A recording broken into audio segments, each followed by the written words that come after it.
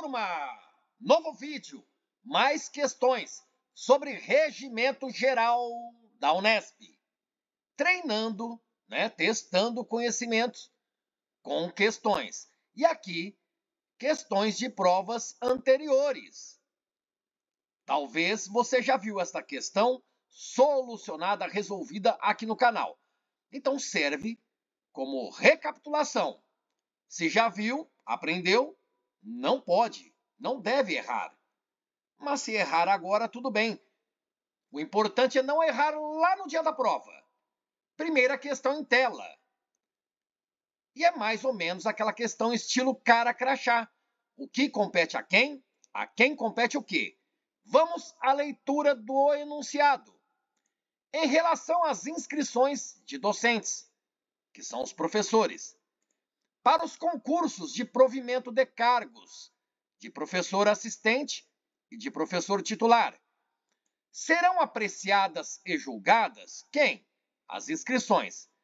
As inscrições serão apreciadas e julgadas pela direção da unidade universitária.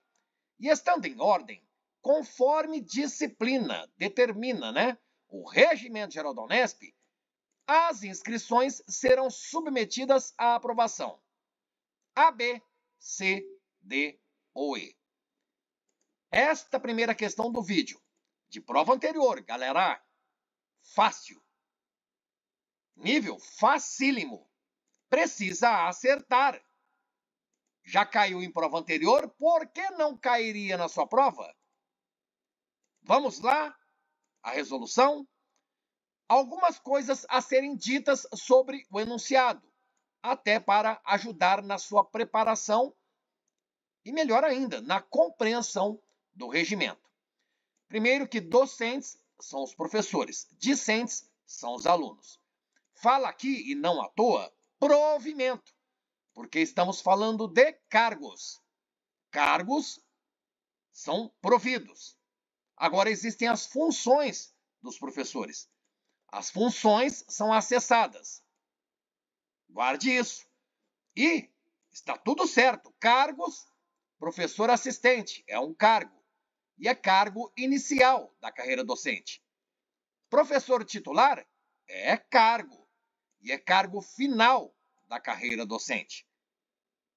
Quais são as funções? Como curiosidade e porque está no regimento.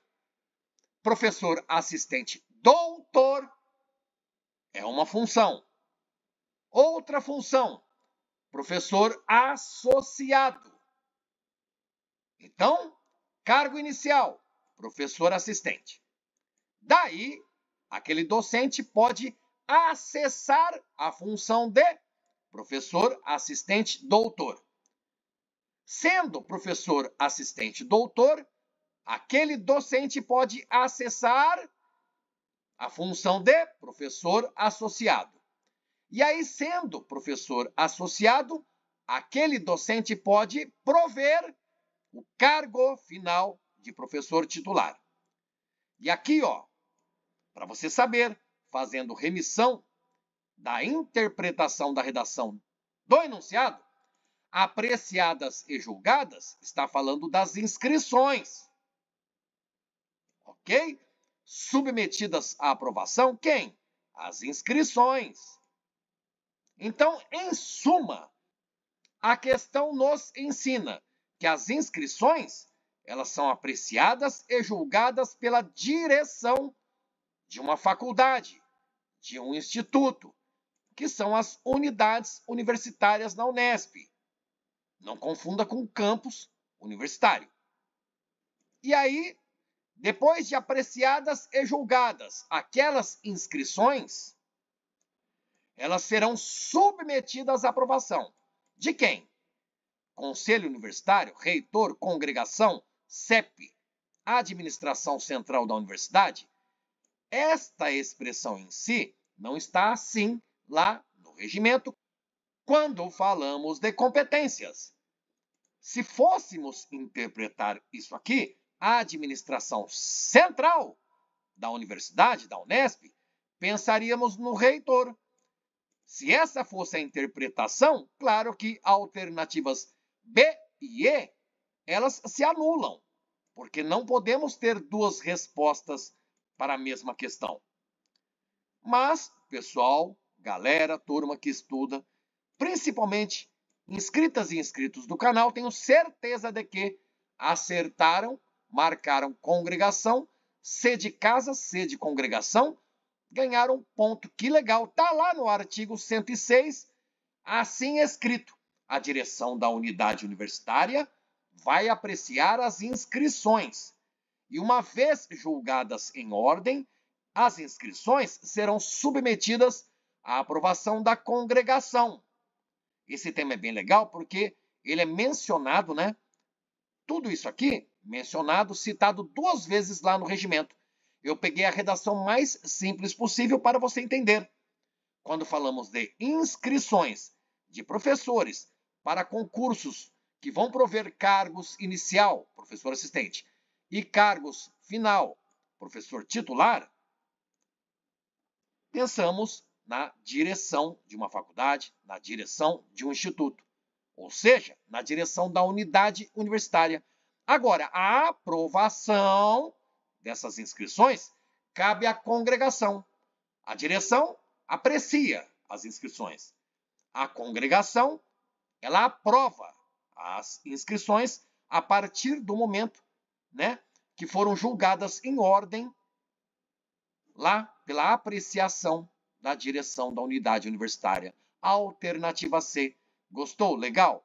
Outra questão, nos termos do que estabelece o regimento, o Centro Estadual de Educação Tecnológica Paula Souza, bem legal que este tema já foi cobrado, galera, turma, galera, 3 ou 4 vezes em concursos públicos da Unesp. Quem não lê o regimento nem faz ideia de como responder a esta questão. Talvez já ouviu falar do Centro Paula Souza, mas não é o suficiente. É necessário o estudo do regimento. Porque dizem as alternativas A, B, C, D e E, coisas diversas sobre esse Centro Paula Souza, mas apenas uma redação de uma alternativa está de acordo com o regimento. E aí? Esse Centro Paula Souza é uma autarquia de regime especial? Ou se constitui em órgão interno da Unesp? Ou é uma sociedade de economia mista? Não guarda vínculo com a Unesp? Terá um diretor superintendente sem direito a voto? A, B, C, D ou E? Olha, questão fácil. Se a pessoa leu 2, 3 vezes o regimento, tem certeza de que matou a questão. Ok? Sem a leitura do regimento fica um pouco complicado. Por quê? Porque a pessoa poderia pensar, opa, de repente é a alternativa C. Talvez esse Centro Paula Souza não guarde vínculo com a Unesp. Ou então, opa, é um órgão interno lá da Universidade Estadual Paulista. Mas você sabe a resposta? A alternativa A está claramente expressa. Lá no regimento nós veremos somente sobre a alternativa E de escola. Quero dizer que o Centro Paula Souza terá um diretor superintendente? Sim, ele terá. O erro está aqui, ó, nesta preposição. Porque haverá um diretor superintendente no Centro Paula Souza com direito a voto, sim. Então, a alternativa E de escola não pode ser a resposta. Como a alternativa A é a resposta e diz que o Centro Paula Souza é uma autarquia, faz parte, então, da administração indireta. É uma entidade da administração indireta. Com isso, você saberia, opa, não pode ser órgão interno, porque se trataria de um órgão dentro da administração direta. E não é o caso. Realmente, Centro Paula Souza é autarquia. E mais, de regime especial. Está no regimento. Vamos ver. É sociedade de economia mista? Não. Não é esse tipo de entidade da administração indireta. Não. É este tipo aqui, ó, de entidade da administração indireta. é uma autarquia. Então, não é uma SEM, não é uma sociedade de economia mista. E se é uma entidade da administração indireta, não é órgão interno. Órgãos internos fazem parte da administração direta. E claro que guarda vínculo, sim, com a Unesp, porque é associada. E nós veremos na fundamentação. Olha que legal, então. Artigo 58 do regimento diz que o CEET, Paula Souza, Centro Estadual de Educação Tecnológica, é uma autarquia de regime especial, é uma entidade da administração indireta e, além de ser autarquia, além de ser de regime especial, é associada à Unesp. Então, guarda vínculo. Muito embora não seja uma autarquia vinculada à Unesp. Não, é uma autarquia associada à Unesp. Beleza? Então, depois, cita para a gente ali nos termos do artigo 15 da Lei 952, de 30 de janeiro de 1976. Fundamentou a resposta da questão alternativa A. Fáceis as questões de provas anteriores. Então, lá vem a banca na gata, questão inédita. E um pouquinho mais difícil, galera. Você tem que se preparar, né? Ficar bem preparada, bem preparado. Se você resolve uma questão difícil aqui, no momento do estudo, lá na prova você tira de letra. Ou até melhor, né? Você acha a letra certa a ser assinalada, que é a alternativa que estará no gabarito, e você ganha ponto. Falando em letra, A, B, C, D e E, as alternativas, e a questão é direta. Assinale a alternativa em conformidade com o nosso estudo aqui, Regimento Geral da Unesp. A, B, C, D ou E? Galera, turma que estuda a partir dos vídeos aqui do canal Orconcur, aliás, já valeu um like? Deixa um like, poxa, 2 questões de provas anteriores. Legal, pode cair assim também. Este aqui, este modelo de questão que a banca Nagata fornece para você aqui, também é cobrado. E aí? E bem legal esta questão, já chamando a atenção, que você observa. Opa, estou lendo aqui por cima, não. E depois diz aqui, não. Aqui também falou não. Então, como diz o outro, ficar com as orelhas em pé. Ou a pulga atrás da orelha. Esse Fábio é um orelhudo, né? Então vamos ver. O diretor e o vice poderão acumular a função de chefe de departamento. A pessoa que estudou o regimento, a galera, a turma ligada no canal, sabe, eu tenho que ficar esperto com o advérbio de negação não, bem citado lá no regimento. Inclusive, existe aqui no canal um vídeo em que eu destaco, né, esta palavrinha não no Regimento Geral da Unesp. Olhe aqui nos cards, logo acima. Você verá o vídeo. Você pode clicar até. Ele não fecha este vídeo que você está assistindo aqui. Quando você clicar aqui nos cards, ele vai deixar aberto lá embaixo. Depois você assiste o vídeo que eu falo dos nãos no Regimento Geral da Unesp. Mas vamos, então, seguindo com a resolução, sem muito blá, blá, blá. Alternativas C, D e E tem o não. A pessoa bem preparada, ela já observa. Ok. A alternativa A diz que diretor e vice-diretor podem acumular a função de chefe. Eu acho que isso é bastante fácil, simples. Todo mundo sabe que aqui no caso da alternativa A, faltou o advérbio não. Está escrito no regimento. Diretor e vice-diretor não poderão acumular a função de chefe de departamento. Então imagine que a Maria é chefe do departamento A. O João é chefe do departamento B. E de repente eles conseguiram, foram eleitos diretores e vice-diretores, né? Ou respectivamente, diretor e vice de uma faculdade, de um instituto da Unesp. Se eles eram chefes de departamentos, eles precisam deixar a chefia departamental para assumirem suas funções de diretor e vice. Compreendeu? É impossível, né, para respeitarmos o Regimento Geral da Unesp, É impossível que Maria, chefe de departamento, seja também diretora ou vice-diretora ali da faculdade ou do instituto, que são unidades universitárias. Não. Se era chefe, deixe a chefia e assuma a direção. Tal como João ou José era chefe de departamento, né? Ganhou lá a eleição, vai ser vice-diretor ou talvez diretora. Então deixe de ser chefe do departamento, abandone a chefia departamental para assumir a diretoria ou a vice-diretoria daquela unidade universitária. Então a alternativa A está errada porque faltou um não. Eles não poderão acumular. A alternativa B, a obtenção do título de mestre é pré-requisito para obtenção do título do ou de doutor. Aqui também, galera, e é contrassenso isso, né? Porque muita gente pensa, opa, a pessoa para atingir o doutorado, conseguir o título de doutor, antes ela precisou fazer o mestrado e conquistar o título de mestre. Mas não, diz que a obtenção do título de mestre não é pré-requisito para a obtenção do título de doutor. Não importa se faz sentido ou não, está escrito no regimento. Precisamos seguir o que está lá disposto.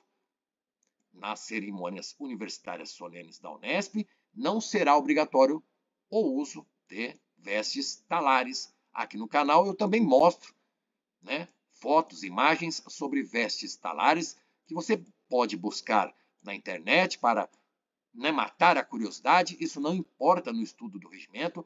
O importante é saber que lá está escrito disposto que nas cerimônias solenes da Unesp é sim obrigatório. Então esse não aqui, ó, tá de orelhudo.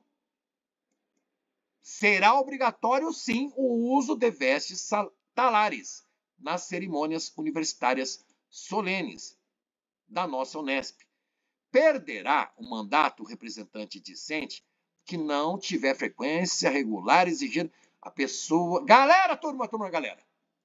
Imagine isso numa alternativa, principalmente na alternativa A. A pessoa vem lendo.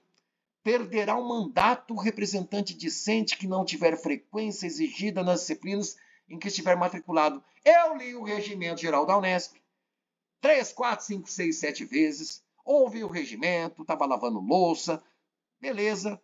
E frequentemente, né, para utilizar a palavra que está aqui na redação da alternativa, ouvi, reouvi, escutei, reescutei, guardei. Perderá sim o mandato, né, que não tiver frequência nas disciplinas. Galera, turma, olha o cuidado. O não tá certo? Tá lindo, tá certo. O erro tá aqui, ó. Não é regular máxima, é regular mínima. Vamos ampliar? Não é máxima, é mínima. Atente-se a cada detalhe na sua prova. Você vai ver a fundamentação. E a resposta da questão é o que você vê em destaque na alternativa E de escola.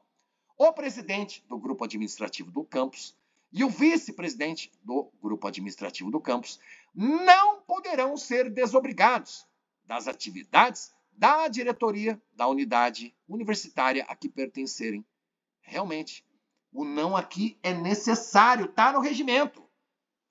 Então, existe lá a Mariana, é diretora de uma unidade universitária da Unesp.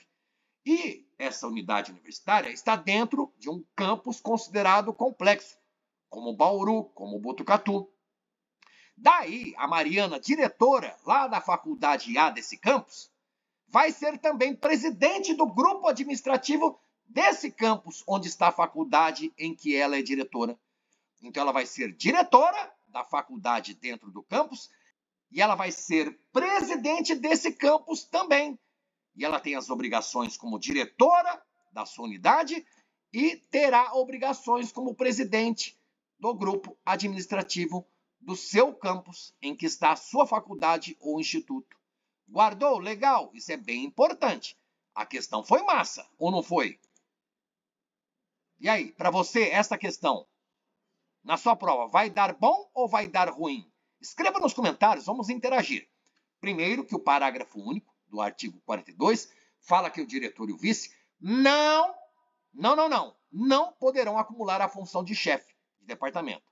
Olha que legal. Não poderão acumular. Agora, quando falamos do presidente e vice-presidente do grupo administrativo do campus, olha o que diz. O parágrafo único do artigo 35. É meio que o contrário, não é verdade? Porque o presidente do grupo e o vice-presidente do grupo administrativo do campus, ele não está desobrigado. Ele não poderá estar desobrigado das suas atividades como diretor da unidade universitária a que ele pertence. Entendeu a diferença? Diretor e vice não podem acumular a função de chefe. Agora, presidente e vice-presidente administrativo do campus, né? Do grupo administrativo do campus, o presidente e o vice, eles são diretores de faculdades. Eles continuam com as suas atividades, porque eles não poderão ser desobrigados dessas atividades. Ok? Aqui aquele destaque que eu falei para vocês, galera. Cuidado, artigo 8º, está lá no comecinho do regimento. Mas olha o que está escrito. Perderá o mandato o representante discente, representante estudantil, representante dos alunos. Perderá o mandato, então, que não tiver frequência regular mínima exigida nas disciplinas em que o aluno, em que esse representante, em que esse estudante estiver matriculado. O cuidado com cada detalhe, galera. Vai perder o mandato? Claro, se ele não tiver frequência regular mínima exigida nas disciplinas em que está matriculado. Viu aqui, galera? Não é máxima. Por isso não poderia ser a alternativa D. Se estivesse escrito aqui regular mínima, seria uma outra resposta. Mas, sem dúvida, a alternativa E, bonitinha, de acordo com o regimento. Presidente e vice do grupo administrativo do campus não pode ser desobrigado de suas atividades frente à diretoria da unidade universitária a que pertencem. Galera, turma, gostou? Falamos sobre tudo? Olha aqui, parágrafo 4º de algum artigo ali do regimento, diz que a obtenção do título de mestre não é pré-requisito para a obtenção do título de doutor. Legal? E o artigo 169 diz que nas cerimônias universitárias solenes da Universidade Estadual Paulista será sim obrigatório o uso de vestes talares. Vai ser obrigatório sim. Olhou? Olhe de novo a questão em tela. Imagine-se lá no domingo da sua prova. Esta questão você acha fácil ou difícil? Escreva nos comentários. Questão da banca na gata, fácil. Questão da banca na gata, complexa, difícil. Isso aí. Agradeço a atenção, a audiência. Já se inscreveu no canal para mais vídeos como este aqui? Eu só posso desejar para você bons estudos e até a aprovação. Valeu, galera. Valeu, turma. Até mais